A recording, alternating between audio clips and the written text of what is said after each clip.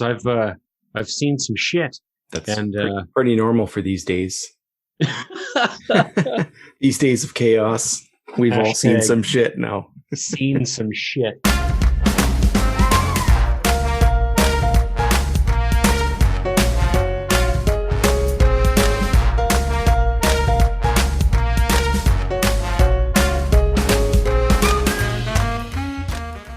Yeah, I saw some fun shit.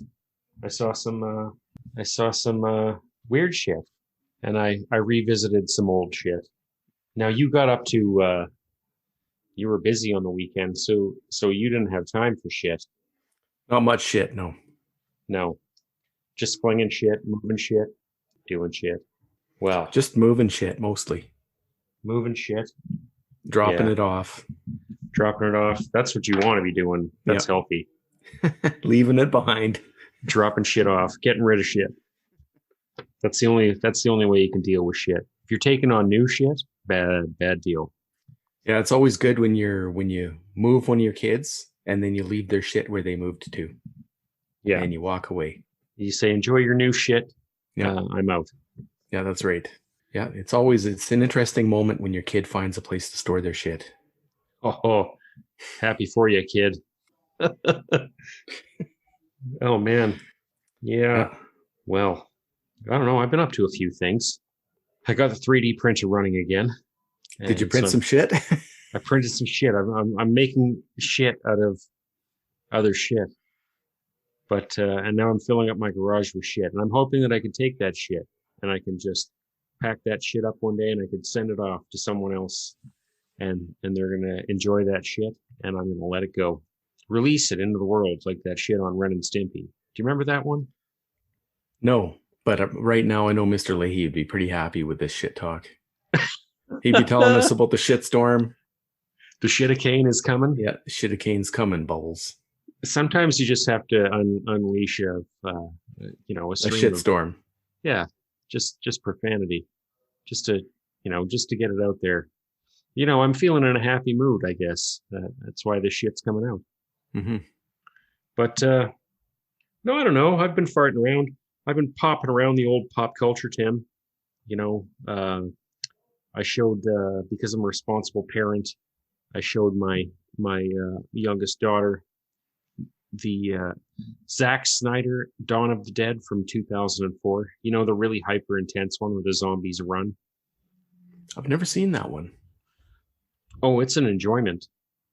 It has some cool moments. It's a good remake as far as remakes go. A script by media darling James Gunn. And it's an all-around pretty solid zombie movie if you're into that. I watched a movie last night that I've been meaning to watch for a while, a nice 70s revenge film called Rolling Thunder. And I finally got down to business to watch that.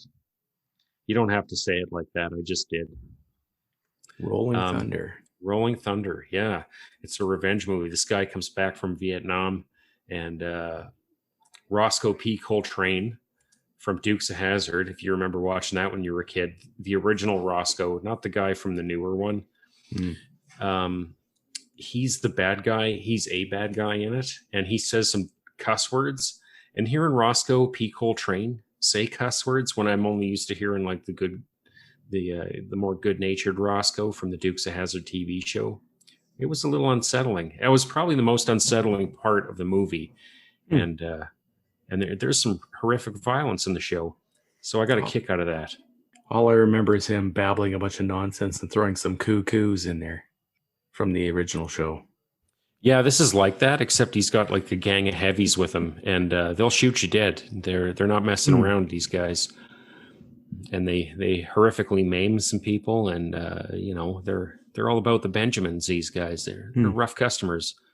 And then I watched one that kind of fits in with, the old grand conspiracy stuff. The parallax view. Have you ever seen the parallax view?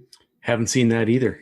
No, I'm going back to the 70s here. I'm really digging this 70s stuff. It's parallax dark, man. view. It sounds familiar. Yeah, it's kind of like a political conspiracy thriller sort of deal. Hmm. And I had a good time watching it. And then, I guess we could lead this. This might lead us into what we're about It to might. talk about. You know, a lot Uh, of the stuff from the 70s was pretty dark. I'm writing an article about how Space 1999 shaped my entire life because oh, I was really? watching it from the age of 6. Parents just let me in front of a black and white TV and let me absorb the horror movie that is Space 1999. I don't know if you've ever watched any of it, but there's like flat out 70s horror right in that science fiction show. It's not like Star Trek or Star Wars. It's not like, sure, No, I. there's in the first season, there's some grim moments. A 6-year-old got left alone to watch that by himself, and I don't know, I sucked it all in. Oh Just put that no. shit right there in the back of my mind, and it's still in Is there. Yeah, bury that shit. You're gonna carry that shit around for the rest of your life. Yeah. You'll never get rid of that shit unless you No. have one of those. What do you call them?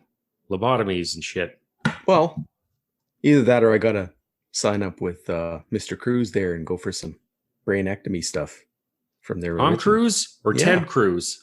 Tom Cruise. Well, maybe Oh, Ted Cruz does it too, but Tom Cruise is part of the brainectomy religion, right? yeah, Where they clear your old traumas. yeah.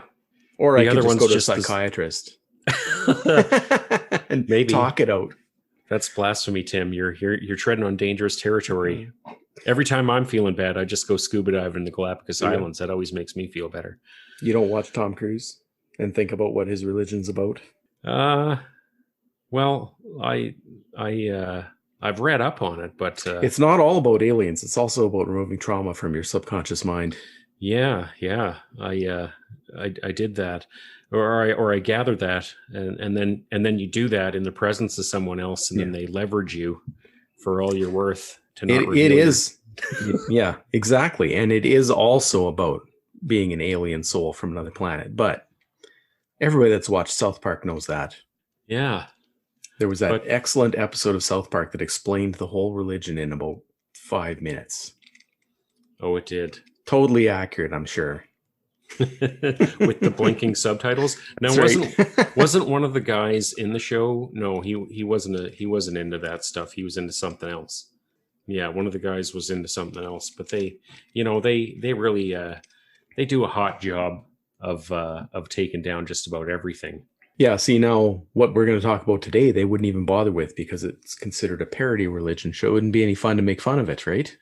Well, see, that was more or less the idea that I got, was that we were looking at something of a parody religion here, was what we were talking about. So I think we should do a little bit of emphasis, or sorry, not emphasis, but just explanation, because I kind of inadvertently had sent you down a rabbit hole.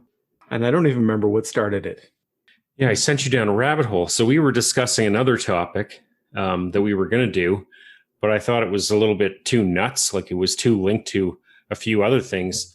So I started talking to you and telling you about a documentary that I'd watched, where they talked about to this guy who did this like weird experiment in the 70s and inadvertently gave birth.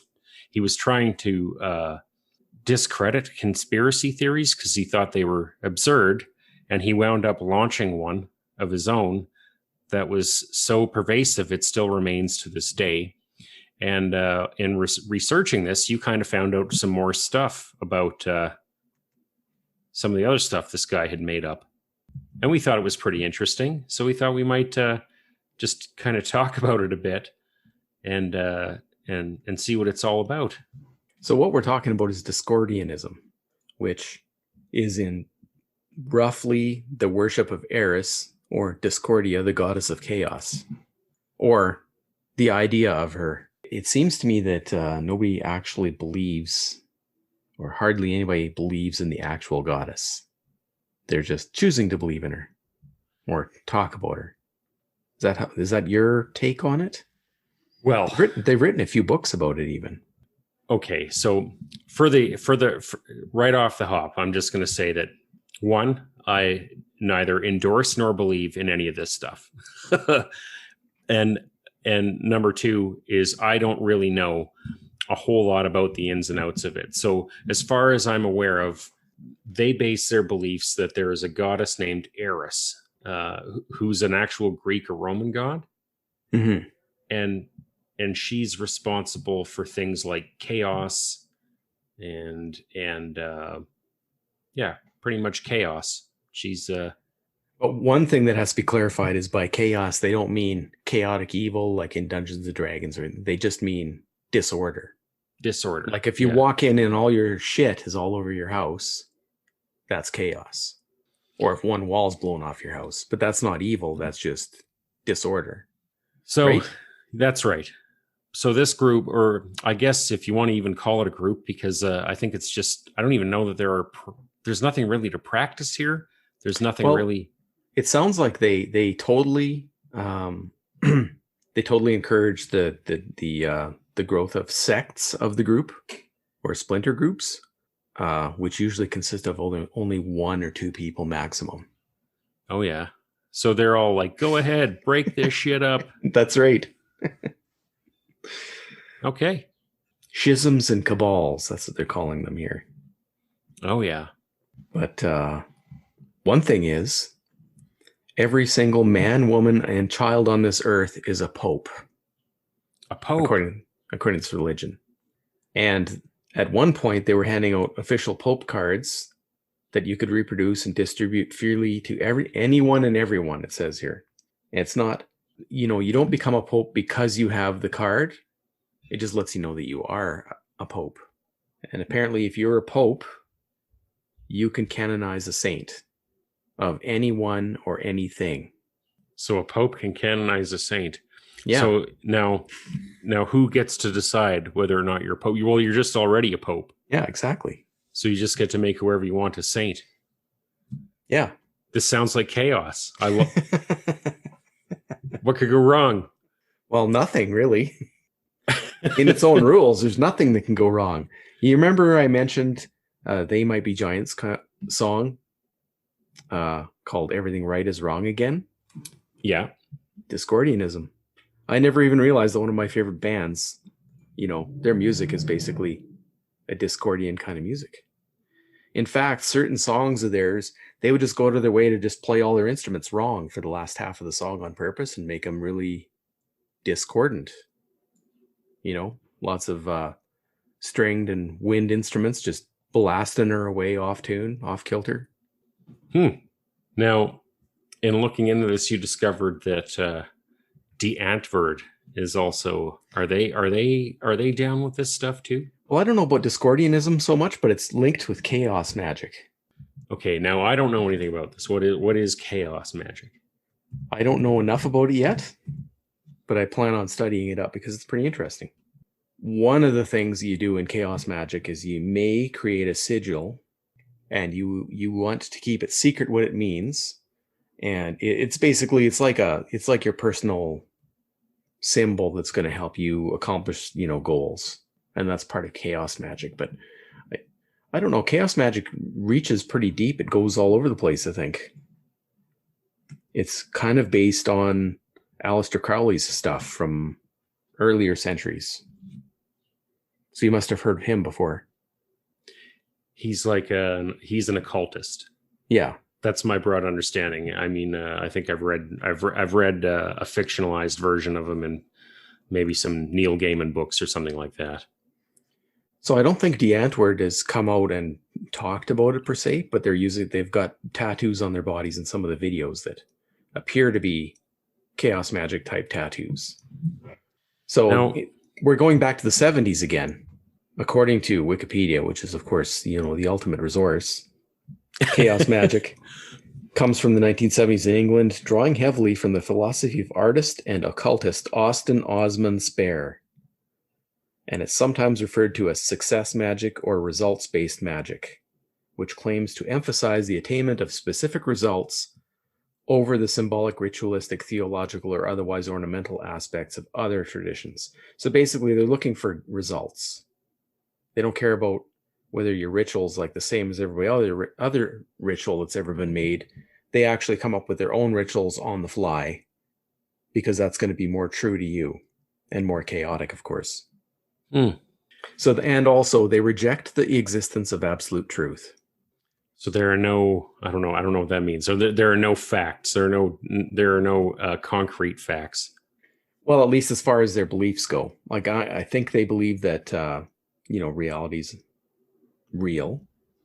But for instance, if they're talking about their magic, they will actually on purpose switch their belief or try to switch their beliefs to be to an advantageous position. Because say, for instance, one day you believe, I don't know, what's a good example?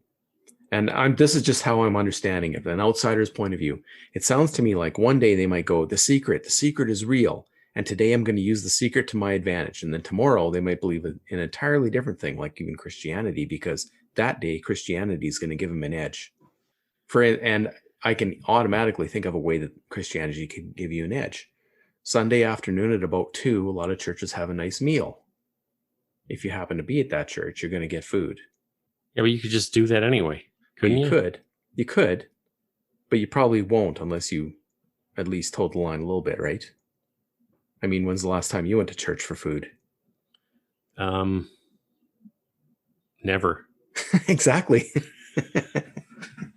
But if you believed in it that Sunday, you'd be getting a free meal, right? I guess you would. And to emphasize, we're not encouraging any sort of blasphemy against any church, except for, of course, Discordianism, because they would encourage blasphemy. Well, I guess if you were a wedding crasher, would that? Well, they don't have the reception. Like you don't crash the ceremony, right? The goal of wedding crashing would be. I don't think so. I don't think you can't really crash a church if you sit in the ceremony and believe in it, can you? Well, I don't know. Like if you weren't invited, isn't churches it like just let you walk in? Yeah, but not during a wedding. I mean, that'd be not during a wedding, but during a church ceremony, you can walk in.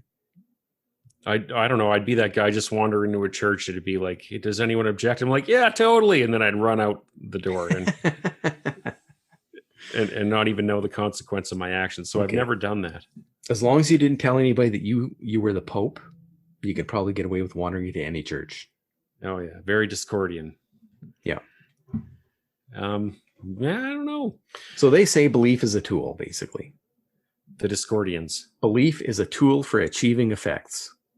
And I kind of believe in that. For instance, if you think that, you can be a salesman and or a saleswoman and selling things is going to get you ahead in the world, that belief is going to empower you to go out and make a shit ton of sales money, right? Whereas if you don't believe that sales is a good tool and you show up there, you're not going to get the effect you're looking for. So bottom line is the belief in things does let you get power over the world. If you believe you can be a politician, you become a politician.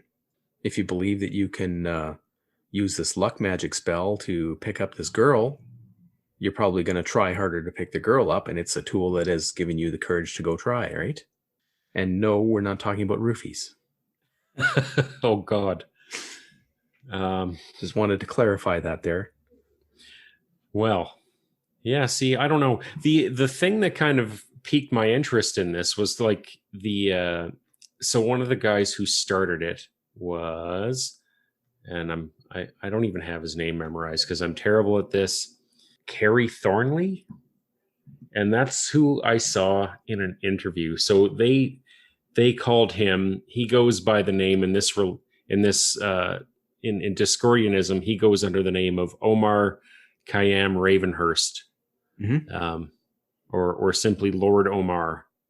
And I saw him in an interview, and this guy, interestingly enough, it was quite the rabbit hole of conspiracy surrounded this guy, because he was friends with Lee Harvey Oswald, and he was writing, I think he did write a book about this guy because he thought he was a cool dude or whatever. So he wrote this book about what an awesome guy this guy was. And then he did a bunch of weird shit. And then they were like, oh my God. So anyway, that all came and went. And this guy wound up getting investigated. This Lord Omar, he wound up getting investigated as part of the whole JFK conspiracy thing, because he was so good. This fellow was so good at making up horse shit and making it sound so insane that there was no possible way that it could be horseshit. The people were like, "This is not horseshit. This can't be horseshit," and they just started believing this stuff. And I'm fully on board with that kind of idea. In fact, I've tried to do it myself before. I just wasn't, as widespread. Like, is this part of their Operation Mindfuck? I don't know if like that's the trigger that kind of I told you about, was that these guys had started this Operation quote unquote Mindfuck, and one of the things in Operation Mindfuck is they created a conspiracy theory so ridiculous, and they published it in Playboy magazine in the letters section, and it was just a little blurb that talked about something like the Illuminati, and it just wound up sticking. And I think afterwards, this guy, Kerry Thornley / Lord Omar, was like, holy shit, I this is not what I meant to have happen. And then from then on, it just became like a slew of like insano shit, just to put out whatever's out there, just to see if people bought it or not. And it seems like they got a lot of people buying just whatever ridiculous stuff they made up, which was, it's all kind of And fun. then eventually Facebook came out and put them out of business. Oh, yeah. Yeah. I mean, because now Facebook puts ridiculous shit out there every day. And every day somebody comes up to me and says, did you know that you can use cinnamon up your ass to get rid of a cold, for instance, or whatever thing is on. Oh, that wasn't real. I was about to pause the podcast to go try it.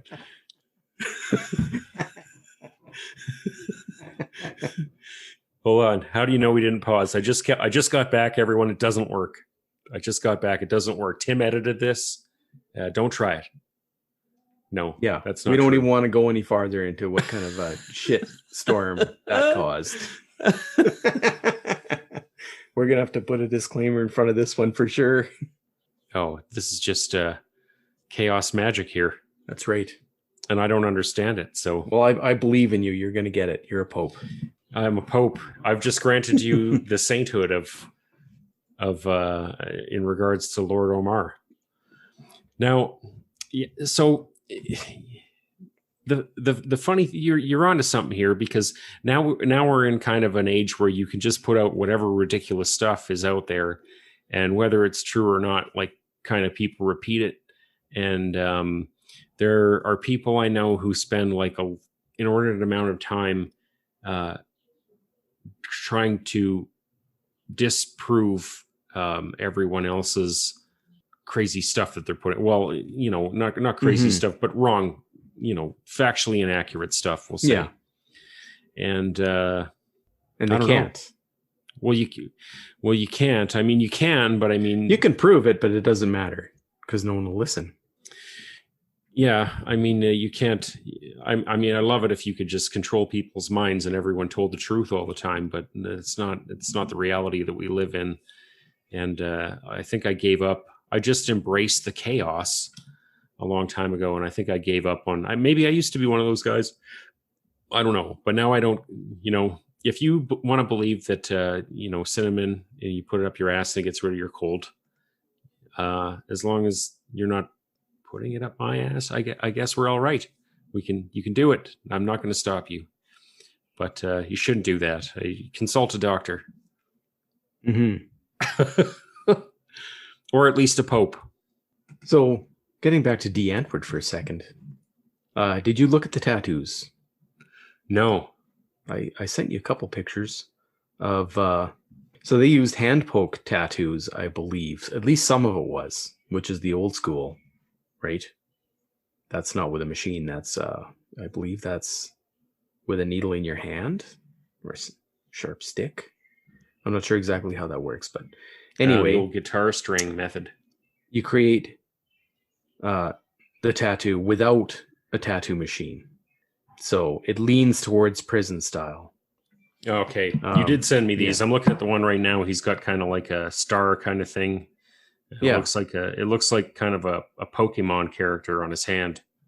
So this would be where we're getting into chaos magic, like I was talking about, where you come up with your own little ritual. And then you choose to believe, of course, in it, right? And you choose to believe that if you let anybody know about it, you reduce its effectiveness. Uh-huh. So like you put just like the zany truth out there and expect that no one will believe it. Yeah. I mean, it works. There's instances where you can see kind of like I guess the tail end of Operation Mindfuck all over the place, and Mhm. and Discordianism all over the place. Like it's all over. Arguably, it's all over social media for sure. So, do you know the author William S. Burroughs? He Hmm. came up with the Naked Lunch Nova Express. Hmm. He was a big believer in chaos magic. Oh, really? Yeah. So, are these believers in chaos magic actually people who believe that magic exists? They choose to believe. This is how I understand it. They don't really care if it actually exists or not, as long as it achieves their goals. You know what I Hmm. mean? So, all they care about is the actual effects of chaos magic, if that makes any sense. It's a way to focus yourself.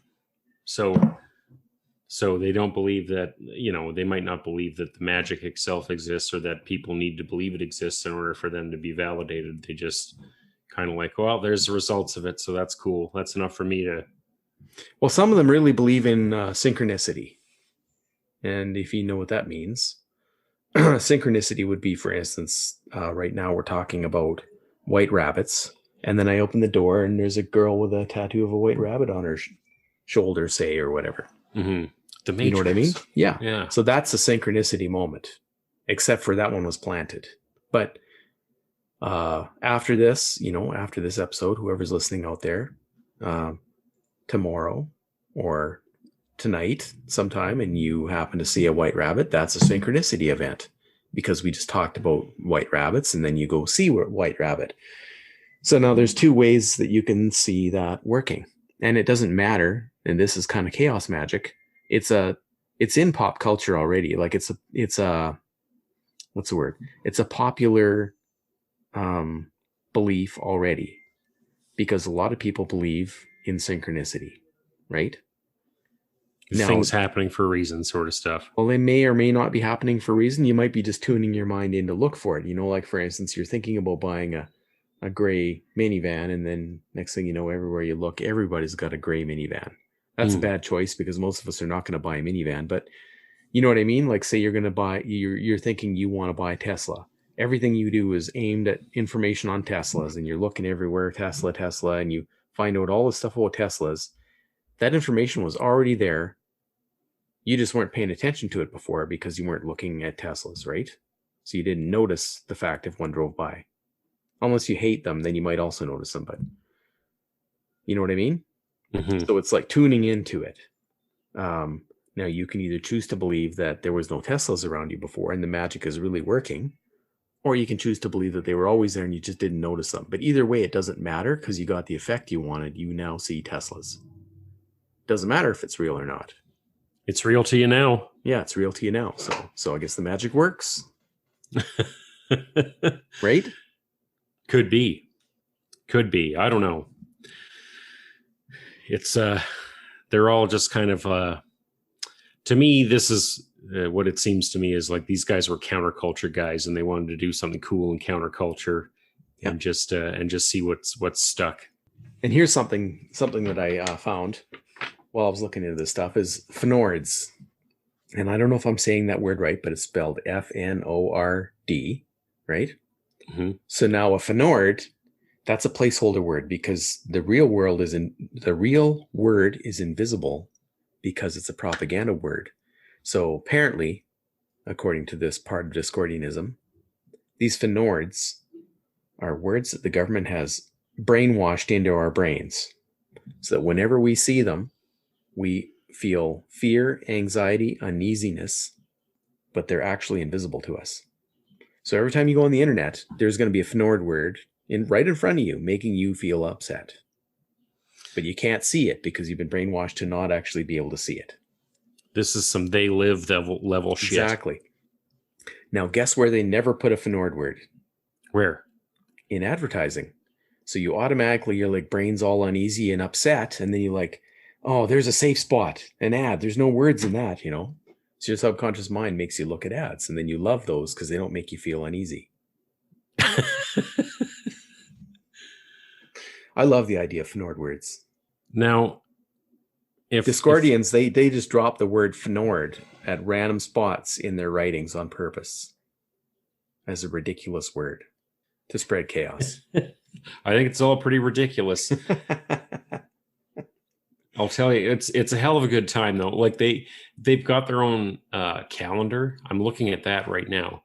Yeah. So I can't make heads or tails of how their calendar works, but it's kind of crazy. And they've got their own holidays. They've got like 5 seasons. They've got season 1, chaos, season 2, discord, season 3, confusion, season 4, bureaucracy. That's probably everyone's favorite season. Let's do the paperwork. And then season 5, the aftermath. And each one of these seasons is 73 days long. Now, I like their days of the week. They've got 5. Day 1 is called Sweet Morn. Day 2 is my favorite. That's Boom Time. Day 3 is Pungent Day. Day 4 is Prickle Prickle. I don't know if we want to spend too much time in Prickle. That sounds an awful lot like Hump Day. Yeah. And then day 5 is Setting Orange. Mm-hmm. And they're named after the 5 basic elements: sweet, boom, pungent, prickle, and orange. Those are the 5 elements in Discordianism. You have sweet, you have boom, you have pungent, prickle, and orange. The more I know about Discordianism, the more I realize that I secretly have always been one. Any religion that has one of the days of the week as orange, that's my people. And boom is one of the other days. Boom. Yeah, boom. So they have some holidays, man. They've got 2 different categories of holidays here. They've got apostle holidays. Now, I don't know what that means. So you have the apostle holidays go like this. They have Mung Day. Number 2 is Mojo Day. Number 3 is, I think, Saya Day. And then there's Zara Day and Mala Day. And each occurs on the 5th day of the season. So the season holidays are Chaoflux, Disco Flux, Confuflux, Buraflux, and Afflux.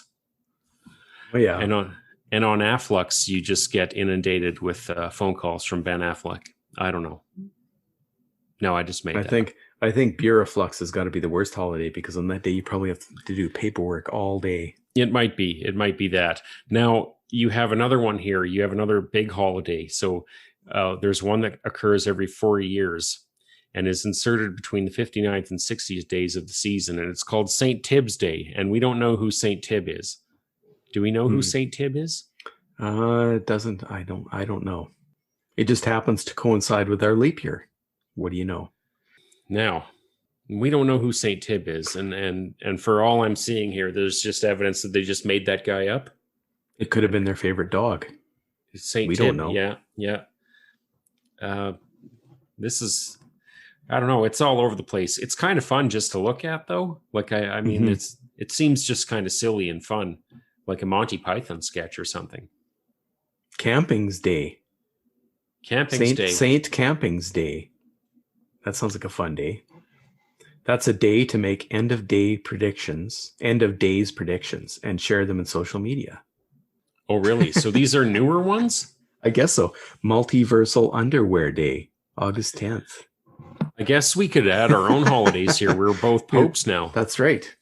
And you're even a saint. So yeah, I'll have to put a minor amount of thought into it. So I wonder if we should test Discordianism here, and we should go into let's do something cool. If you're listening and you want to test out how Discordianism is, what you can do to test it out is to go into their Wikipedia article, add anything you like, and preface it that it's gospel. Maybe publish an article somewhere on the internet saying that it's the truth, so that you could link back a fact-checked thing to it. Email us and get us to declare you a saint or a pope. You're already a pope, so you can do this, and then just put it up there like it always existed, and see if it sticks. If it doesn't stick, you know this is all bullshit. But if they let it ride, I'd say that there's some Discordianism merit. You might be onto something here. I'm an agent of chaos.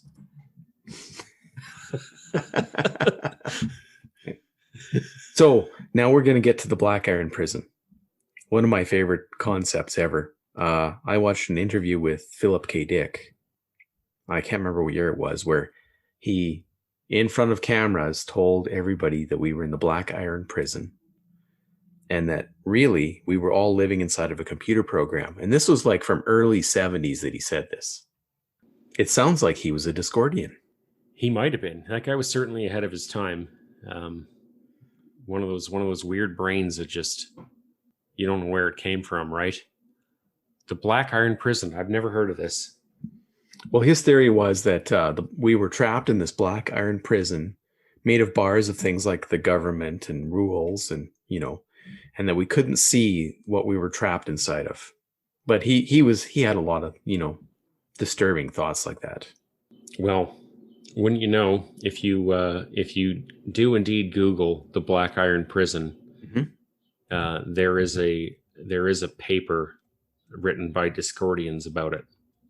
So you're probably 100% right. Philip K. Dick was probably in some sort of Discordian stuff. I wouldn't doubt it. And for sure, if nothing else, he knew of them. Oh, I imagine he was part of, like, you think of Philip K. Dick, he was a fairly counterculture guy. And I could see him kind of doing something like this. You know what? In all the reading I've done about this, I just find it kind of refreshing to see something that's counterculture in this day and age, because I think there's a whole lot of noise that's kind of like going with culture. So to see someone just kind of like go, well, you know what you think, I'm going to put out the opposite there, even though I don't think it, I just want to put it out there.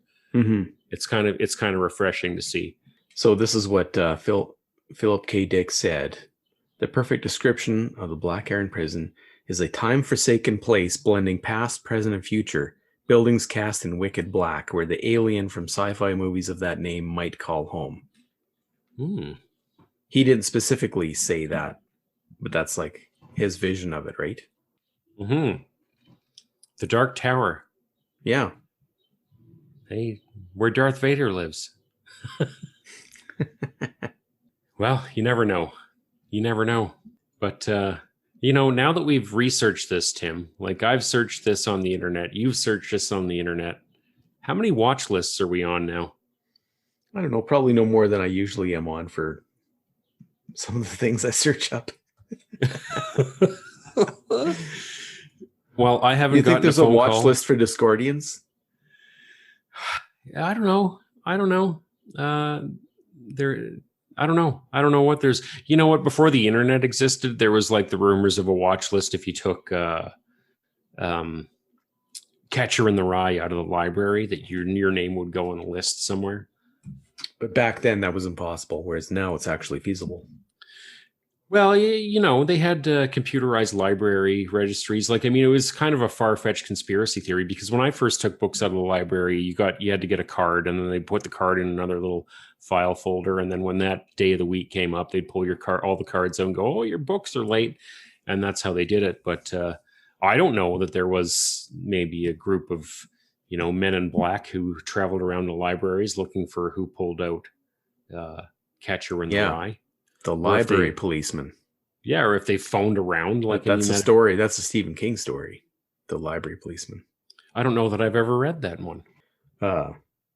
Let's just say it doesn't end well. But anyway. Is that what it's about? Like the library policeman, they go around looking for Catcher in the Rye renters? Well, I'm not sure. I can't remember now what it was about exactly. It doesn't stick in my brain. I just remember the fact that it existed. One of his short stories or novellas. Yeah. Well, I don't know. I think if you take out Stephen King's Richard Bachman stories, you probably get put on a list. I don't know. Maybe. This is how I think these lists work. We're all on a list. AI is making a list of every single person. most of the people, they're on a list because of what kind of Pornhub they look at. Oh. And that's for advertising purposes / we know how to blackmail you later. So if you're searching anything that involves goats on that particular website, you probably shouldn't because you're on a watch list. But the Well. AI is the only one that knows of it until it becomes relevant. Oh yeah. So once you're a Discordian Pope and it really catches on and you're like head Pope. Yeah. And then a Pope blows up a building or something. Yeah, then they use it to take you down a peg or two. Yeah. Or you say nope. You're the Pope who says nope. The Pope who says nope. Yeah. To the group that's trying to get the bridge built over the Pacific. And you say nope. They're gonna say, well, you know what, Pope? We've got your goat history on Pornhub. That's right. Or it's coming. Or if you're the guy that's responsible for suggesting Bodie McBoatface, you're on a list. Bodie McBoatface is on a list. Yeah. Well, no, the boat. Remember when they wanted to name that boat? Yeah. And they put it out there, let's name the boat, and somebody suggested Bodie McBoatface, and everybody else voted for it. That guy that suggested that is on the list. Oh, he's on the list. They're coming for him later. They won't do it right away. They're going to let it all die down. And then when he's not looking, he'll be out shoveling snow. And here comes the hammer. Yep. They drive by his house with a truck with a big mural on the side, a big white van. And they just do laps around his block, and it's got all his Pornhub search history painted on the side. Yeah, that would be quite the event. So let's go sideways here for a second. Now, I think we did already. This is even farther sideways. There's going to be a time period where there will be no more secrets. Eventually, this will all go so far that no matter what you've done in the past, it's going to come out. And that means everybody's past will be out.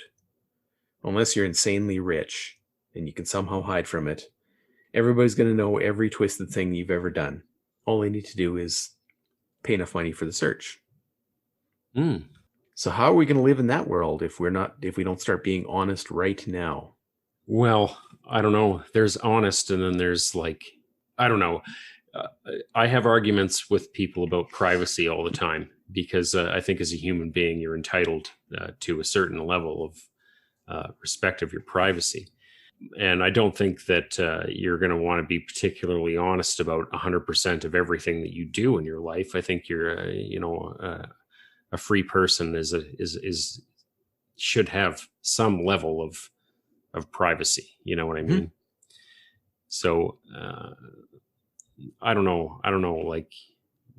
Are people going to use your medical records against you or something like that? Or, your library history or, I don't know if they're going to so much use it against you as the fact of, say, for instance, you're in a relationship, that person will be able to find out your history so that if you don't just tell them the history right off the bat and don't sneak around behind their back, then you're fine. If you were to be honest to start with. But later, that could be used against you if you weren't honest to start with. Nobody's going to, if your thing does happen to be goat fetish and you're a furry, but everybody knows you are, they can't use it against you because there's nothing to be ashamed of, right? Well, let's play devil's advocate here. And let's say, for example, a person has just looked up bizarre stuff just because they like looking up bizarre stuff.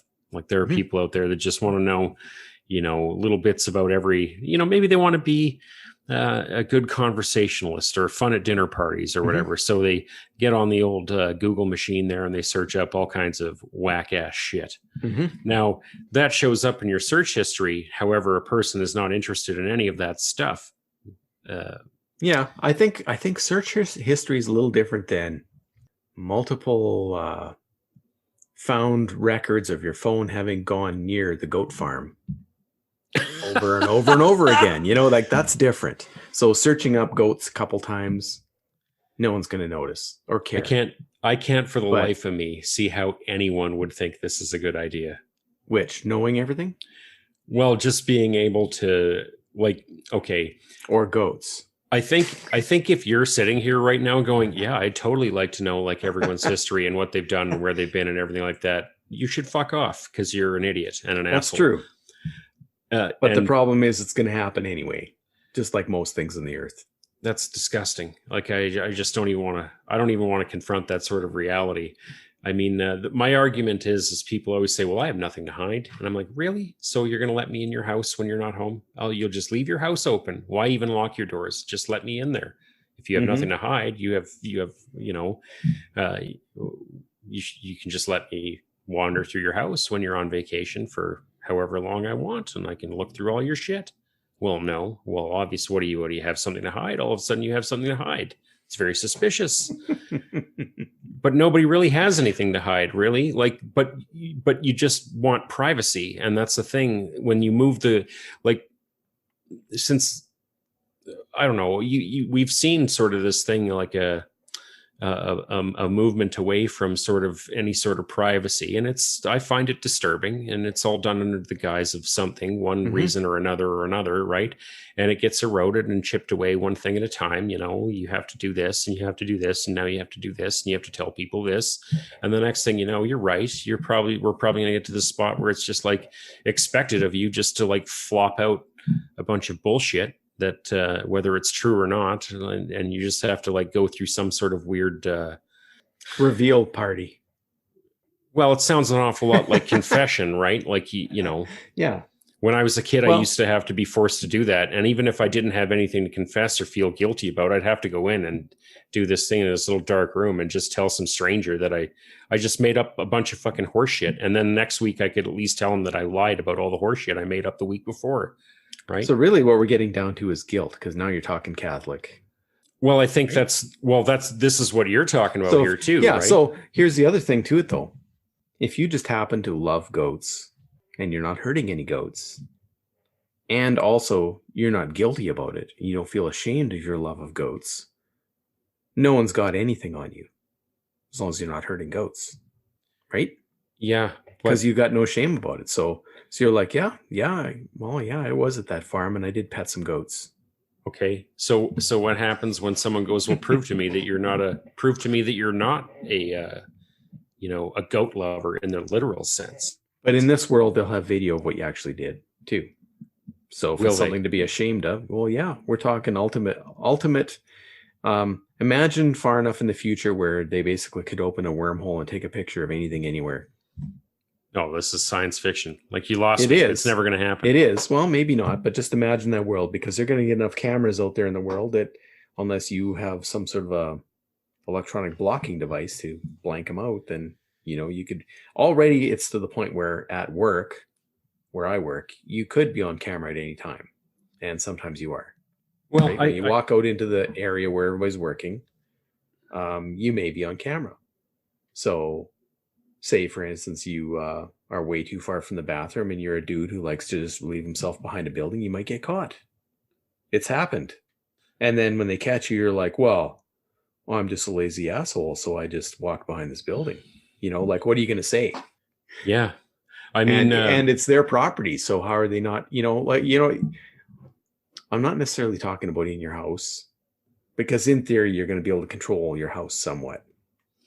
yeah, I think that one could make the argument that people who have invited in, say, Google Home or Alexa, Yeah. that they have already like just waived any sort of right to privacy that they have for the sake of, or even maybe intelligence.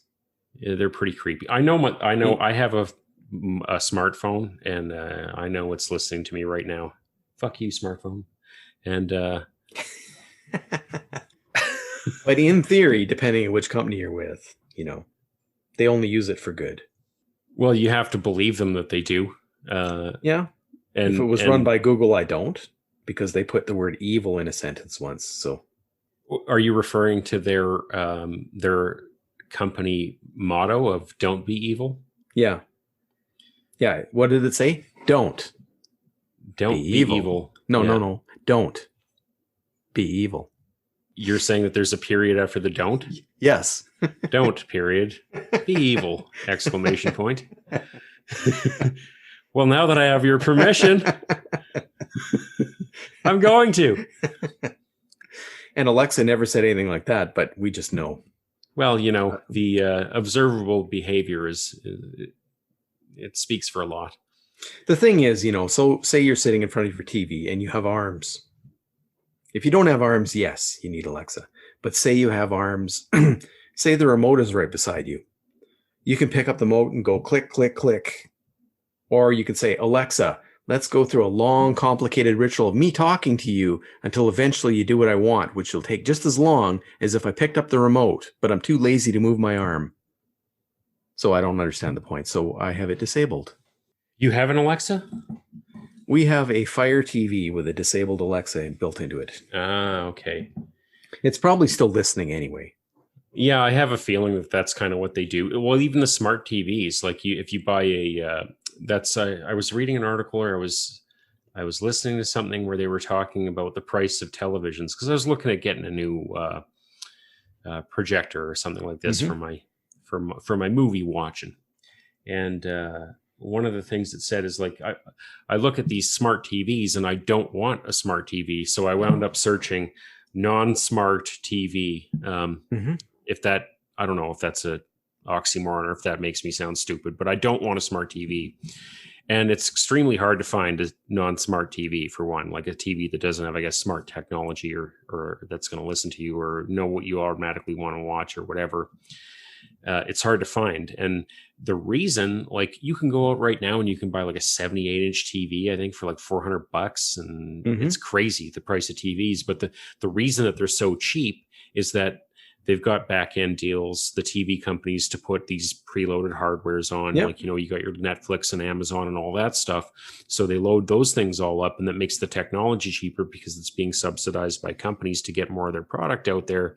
And in return, the consumer, gives up a little bit of your expected privacy. You have to opt out of all the privacy breaching things that they put on the TV just in order to watch it.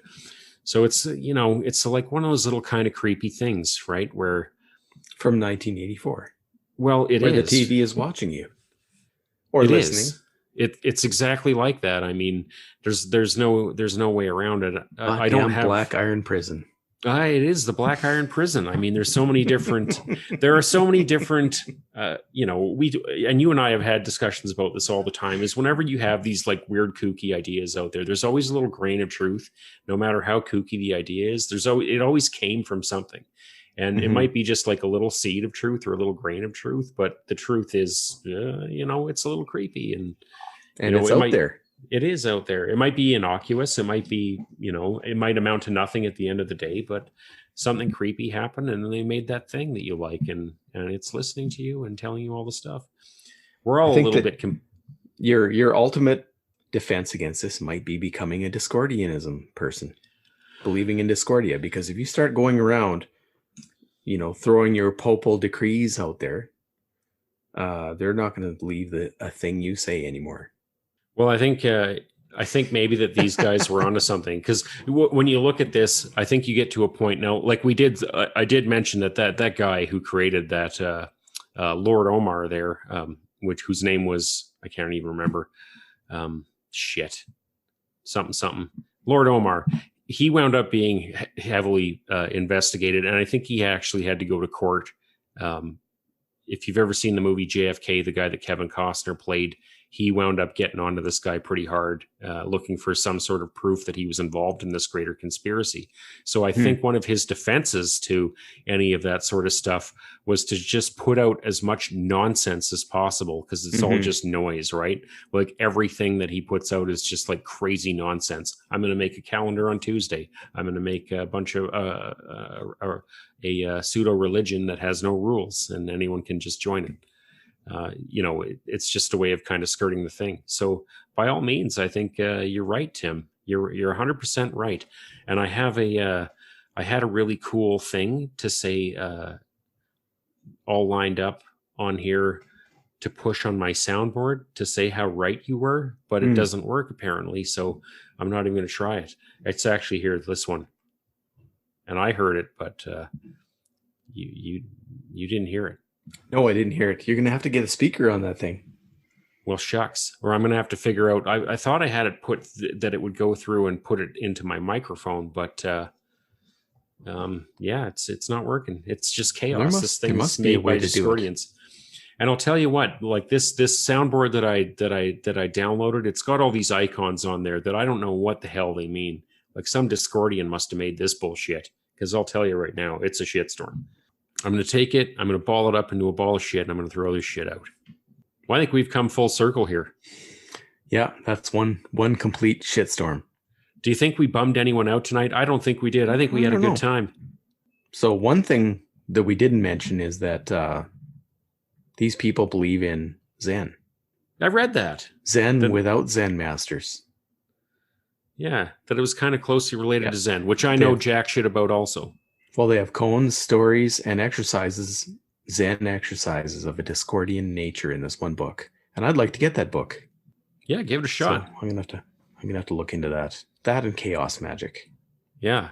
Well, I think I'm going to publish my first internet article declaring some crazy thing about Discordianism and then see if it sticks. Well, I already thought of my first article, which I'm already writing. Does this Fnord make me look fat?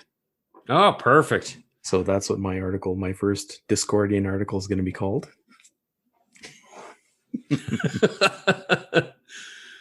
Well, I can't wait to read that, Tim. I do believe that we've said everything we now currently know about this subject. Which is, I know, I'm going to admit that I know jack shit. So I'm going to bookend this by again saying that I'm not condoning or condemning any sort of Discordianism. If you want to go and believe in this stuff, that's on you. I don't think there's anything there to believe. I think it's all a bunch of crazy hooey just to, like Operation, what's that shit in Fight Club where they go around blowing up Starbucks and just fucking with people. Operation. No, there'll be none of that. None of that. We're not after mayhem, just chaos. Yeah, this is kind of similar. It's just something that just to in a non-violent fashion, just shake the machine up. You know, I think mayhem is actually violent. Yeah, mayhem, I believe, means like cutting people's arms off and shit like that. You don't want to do any of that. Like if they called this Operation Mayhem, it'd be it'd be something else. It'd be violent in nature. But I think Operation Mindfuck. It's just after confusion. Just confusion. Yeah, and stirring the pot. So I'm going to at the end of this here, I guess, just give a little tip of the hat to what kind of brought this on was a BBC documentary called "Can't Get You Out of My Head" that talks about this stuff. So if you've got time, I think it's like a 6-part thing, and you like long form discussions about stuff like this, watch it. It's a good watch, and I think we should do a follow-up episode to this after I study up a bit on my chaos magic. Yeah, maybe I'll come up with a nice glyph to go with it, and we can get an addition into the Wikipedia for Discordianism. Yeah, if you're if you happen to be a pope out there listening to us, well, you are a pope. Yeah, you are a pope. But if you happen to be a pope that knows he's a pope and is into Discordianism, shoot us a message. We've read the rules. They could be in whatever we want. Yeah. We could help help confuse things by putting you on the air. Perfect. Well, Tim, I guess we'll sign off. I'm very sorry that the chaos was in my soundboard and I couldn't get it to work. It was all loaded up with good hoots. Well, we'll get it next time, maybe. I'm going to try. We're going to experiment. Okay. Now, if you play this back and you hear all kinds of crazy shit, you got to let me know. Don't worry, I will, but I have a feeling it didn't work out. All right. I think maybe the goddess of Discord was behind. She's in the machine. Sabotaging you, right? I don't know. Every day. All right. Okay. Well, until next time. Yeah. Hey, it's been a slice. Yeah, it's been a slice. Bye.